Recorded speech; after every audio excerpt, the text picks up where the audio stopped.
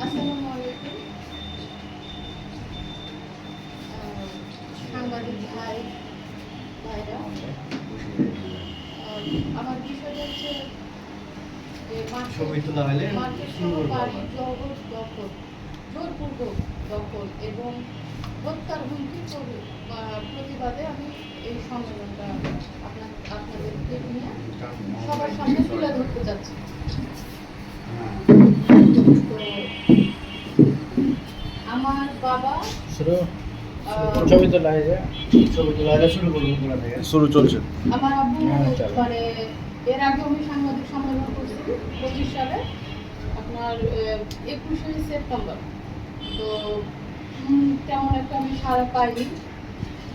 আর আমার আব্বু দুই বোনকে আমাদের সমানভাবে সম্পত্তি লিখে দেওয়ার পরও এখন মানে আমার উপর যে নির্যাতন চালাচ্ছে, একটা নিষেধাজ্ঞা থাকার পরে সে আর তার জামাই মানে আমার ছোট বোনের হাজবেন্ড সোহেল রানা আমার সাইডে দোকান থেকে শুরু করে সব কিছু তারা জবরদখল করে ভাড়া উঠাচ্ছে এবং নতুন করে ভাড়া দিচ্ছেও। আর আমার সম্পত্তি আমি আমার হাজবেন্ডকে দেওয়াতে আমার আব্বা ক্ষুব্ধ হয়ে আমার নামে মামলা করছে। এটা আমার বোন জামাই করাইছে। আর আমার হাজবেন্ডকে আমি কেন দিয়েছি, এটা একটা প্রশ্ন। আমার হাজবেন্ডকে এর জন্য দিয়েছি, আমার এর পূর্বে আমার বিয়ে হয়েছিল, আমি শারীরিকভাবে প্রতিবন্ধী। আমার আব্বা সম্পত্তি দেখায় বিয়ে দিয়েছে। তখন ওই একই ঘটনা ঘটছে।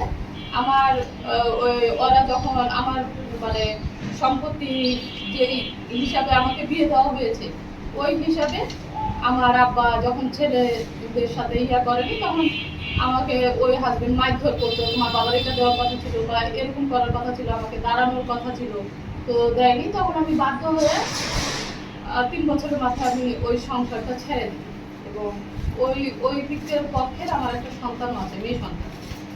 তো আমার বোনের কোনো সন্তান হয় না। তখন আমি আমার ওই মেয়ে সন্তানকে তাদেরকে দিয়ে দিই এবং তাদের নামে পরিচিত করি, কিন্তু লালন পালন আমিই করি, তাকে লেখাপড়া আমি শিখাই। তো যাই হোক, আমার আব্বা আমার মাধ্যমে অনেক সম্পত্তি বিক্রি করেছে। তার জন্য আমার ভবিষ্যতের কথা ভাবে কিন্তু কোনো ডিপোজিট বা কোনো কিছু করে দেয়নি। এখন মার্কেট সহ একটা বাড়ি আর বেহুলায় একটা বাড়ি, এই দুইটাই মানে আমার নামে আছে। এখন ওরা আমাকে না জানায় আমার বোন জামাই মাতব্বরি করে আমার বাপের সাথে মিলিত হয়ে যে আপনি করেন, এটা 24 সালে আপনি মার্কেটে বাড়িটা বিক্রি করে দেন, আমার সাইডে মণিপুরে আমি আমার ইউনিটে বাড়ি তুলব। তা আমি এটাতে বাধা দেওয়াতে তারা খুব ক্ষুব্ধ হয়ে যায় এবং লোক যখন টাকা নিয়ে এসে ফেরত যায় বায়নামার করে আমার আব্বাকে আমার নামে বিভিন্নভাবে উস্কাই। তখন আমি বাধ্য হয়ে আমার সামনে সম্পত্তি সম্পূর্ণ লিখে দিই, আমার নামে যা যা আছে বাধ্য হয়ে এক প্রকার লিখে দিই যে আমার নামে সম্পত্তি থাকলে ওরা এইভাবে অত্যাচার করবে, আবার আমার এই সংসারটাকেও নষ্ট করবে, ছাড়াই আমি বেঁচে পাবো। তো সম্পত্তি লেখা দেওয়ার পর আমি আমার আব্বার কাছে মার্কেটে আমার যে সাইডে যে বলছি আমার অংশটা আছে, আমি আমার বাবাকে বলি যে আমার হাজবেন্ড যেহেতু বেকার, তুমি জানি শুনে বিয়ে দিয়েছ, আমার হাজবেন্ড এখানে ব্যবসা করে। তখন তার মেয়ের ছোট মেয়ের হাজবেন্ড নাকি একটা সাজায় আমার আব্বার কলার করে বলছে ও এখানে পা দিতে পারবে না, ও এখানে কোনোভাবেই পা দিতে পারবে না, ওর কোনো কিছু নাই। এ বলে সে তার মানে গোষ্ঠী সহ নিয়ে আসে, ভাই না সবাইকে নিয়ে আসা এক প্রকার আমার আর আমার হাজবেন্ডকে লাঠি চার্জ করে। সেই মুহূর্তে আমি ত্রিপুর নাইনে ফোন দিই এবং পুলিশ মতিউর রহমান আমার সেকেন্ড অফিসার রাজু স্যার আমাদেরকে উদ্ধার করে এবং নবগঞ্জে নিয়ে আসি। তারপরে তো আমার বাপ মামলা করে দেয় আমার হাজবেন্ডকে আমি জমি রেখে দিয়েছি দেখি। এখন আপনারাই বলেন, আমি যদি জমিটা করে বাস করতে চাই আমি বাধ্য হয়ে আমার বাবা যেখানে এত কিছুর পর আমার বাবা যাতে বাস করতে পারে গ্রামের বাড়িটা রেখে আমি মার্কেট সহ বাড়ি বিক্রি করার একটা চেষ্টা করছি এবং বাইরামাও করছি যে আমি ওখানে ওদের সাথে পারবো না, আমি ওদের সাথে থাকবো না। এখন আমার আব্বা কি করছে, 20 তারিখে মামলা করে দিচ্ছে জমি ওই দলিল বাতিলের জন্য। সে বলছে যে 6 করে মেয়েরা আমার কাছ থেকে লিখে নিয়েছে। সে একজন শিক্ষিত লোক, তখনকার সময় ইন্টার পাস, ডিপ্লোমা ইঞ্জিনিয়ার। তাহলে সে কি দলিল না দেখে সাইন করবে? আর সাব রেজিস্ট্রারের কাছে তাকে কি যায় সাক্ষী দিতে হয় না যে আপনি এত জমি কি আপনার মেয়েদের নামে দিলেন? সবটাই তো সে জানে। 22 সালে জমি লিখে দেওয়ার পর 23 সালে 24 সালে আমাদের হাতে বিভিন্ন ধরনের জমি বিক্রি করা হচ্ছে।